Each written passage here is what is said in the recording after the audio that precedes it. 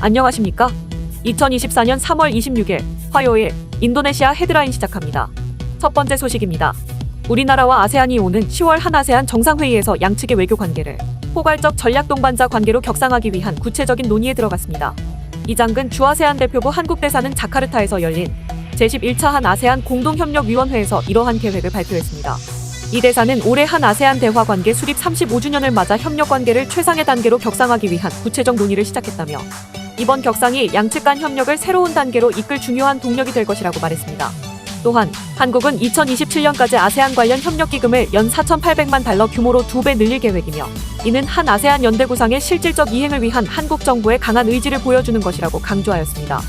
한편 이번 회의에서는 지난해 정상회의 후속 조치 현황과 함께 2021-2025 한 아세안 행동계획 이행 현황, 한 아세안 협력기금 운영 및 아세안 문화원 활동 현황 등이 검토되었습니다.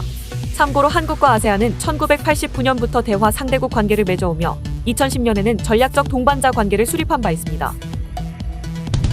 다음 소식입니다. 인도네시아 대통령 선거에서 프라보워 수비안토 후보의 승리가 공식적으로 선언되었음에도 불구하고 아니스 바스웨단과 간자르 프라노워 두 후보는 선거 과정에 심각한 부정행위가 있었다고 강력히 주장하고 있습니다. 이들은 특히 프라보워의 러닝메이트인 기브란 나카부밍 나카의 부통령 후보 자격에 대한 의문을 제기하며 현직 조코이 대통령의 선거 개입 가능성에 대해서도 의혹을 표명했습니다. 참고로 기브란의 출마 자격에 대한 논란은 그가 연령 제한을 둘러싼 헌법 소원에서 승소함으로써 발생했으며 당시 고모부인 헌재 소장의 이해충돌 논란이 발생하여 소장직을 내려놓기도 하였습니다.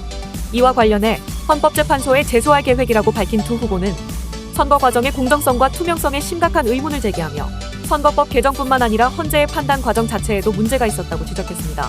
한편 선거관리위원회는 프라보워 후보가 58.6%의 압도적인 득표율로 승리했다고 발표했지만 선거 과정에서 제기된 여러 가지 논란들로 인해 최종 결과의 확정은 헌법재판소의 최종 판단에 달려있다는 점을 명확히 했습니다.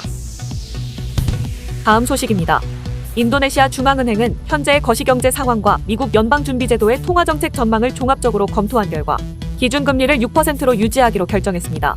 이번 결정은 미국의 인플레이션 상황과 경제 성장 전망, 그리고 루피아화 대비 달러화 강세 등을 고려한 것으로 분석됩니다. 페리 와르지오 중앙은행 총재는 미국의 인플레이션이 목표치를 상회하고 있으며 이는 연준이 올해 하반기에 기준금리를 인하할 것이라는 전망을 유지하는 주된 이유 중 하나라고 언급했습니다. 또한 미국의 경제 성장이 견고하게 유지되고 있어 연준이 금리 인하에 인내심을 가질 것으로 전망한다고 덧붙였습니다. 이와 함께 루피아화 안정화를 우선시할 것이며 미국 국채 수익률 상승과 연준의 정책 방향에 대한 불확실성이 중앙은행의 정책금리 조정에 여전히 도전이 될 것이라고 전망했습니다. 한편 국내외 경제 전문가들은 식품 가격 상승 압력과 관리 가능한 국내 인플레이션을 고려하여 중앙은행이 올해 하반기에 기준금리를 5.5%로 인하할 가능성이 높다고 전망하였습니다. 다음 소식입니다. 인도네시아 노동부는 르바란을 앞두고 기업들이 종업원들에게 지급해야 하는 종교상여금 규정을 발표했습니다. 이에 따라 모든 기업은 르바란 7일 전까지 종업원들에게 종교상여금을 일괄적으로 지급해야 합니다. 근속 기간에 따라 1년 이상 근무한 종업원은 고정급의 한 달 분량을, 1개월 이상 근무했지만 1년 미만인 종업원은 근속 기간에 비례하여 계산된 금액을 받게 됩니다. 특히 올해부터는 온라인 배차 서비스 운전기사들도 종교상여금 지급 대상에 포함되었습니다. 노동부는 이들 운전기사의 고용 형태가 파트너십이지만 기간 한정 고용계약으로 간주됨으로써 종교상여금 지급 대상이 된다고 밝혔습니다. 이는 노동부와 배차 서비스 플랫폼 운영기업 간의 협의를 통해 결정된 사항입니다. 다음 소식입니다. 현대자동차의 2월 인도네시아 판매량이 전년 대비 19.65% 감소한 2,428대를 기록하며 주춤하는 모습을 보였습니다. 이는 전체 인도네시아 자동차 시장 규모가 높은 이자율과 전기차 인센티브 지급 지연 등 외부 요인으로 인해 축소된 영향을 받은 것으로 분석되고 있습니다. 특히 시장 1위인 토요타 역시 판매량이 하락하며 전체 자동차 시장에 침체를 나타냈습니다.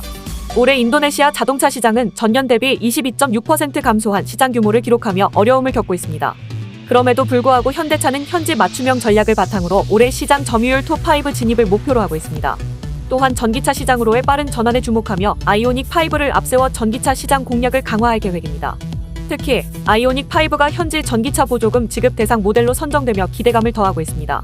한편 현대차는 지난해 인도네시아 시장에서 전년 대비 11.05% 성장한 35,500대를 판매하며 시장 점유율 3.52%, 판매 순위 6위를 기록하는 등 성장세를 보였습니다.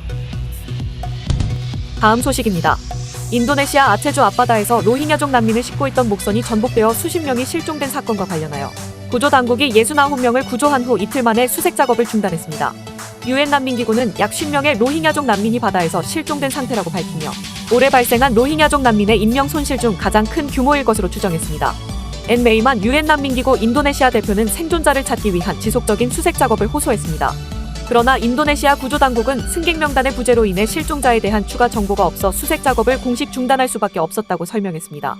해당 전복 사고는 20일 오전에 발생한 이후 현재 어민들과 구조 당국이 현장에 접근하여 21일 오전까지 총 69명의 로힝야족 난민을 구조했습니다.